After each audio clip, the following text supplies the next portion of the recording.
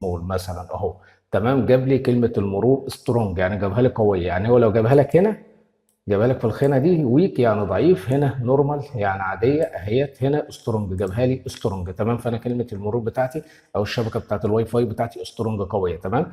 هنا بقى بقول لك 32. يعني ايه 32؟ يعني الراوتر بتاعك ده يقدر يشغل 32 جهاز في نفس الدقيقه. طب لو ال 33 جه مش هيدخل الا لازم واحد يخرج وهو يدخل مكانه. تمام، انا ممكن اخليه 6 اجهزه، يبقى انا اخري 6 اجهزه. ممكن اخليه 3 اجهزه بس، بقى ال3 اجهزه هيبداوا يلقطوا واي فاي في نفس الدقيقه. طب لو جه جهاز رابع مش هيقدر يلقط الا لما واحد يطلع وده ياخد مكانه. تمام، وهبدا اضغط على ابلاي مثلا اهو كده. انا حفظت الاعدادات كده خلاص، الاعدادات اشتغلت معايا زي الفل. تمام اهو. بس كده، اتمنى اكون وصلت لكم المعلومه بشكل سليم. لو عجبك الفيديو لا تنسى الاشتراك في القناه وتفعل زر الجرس على الكل، واشوفكم في فيديو جديد. سلام عليكم.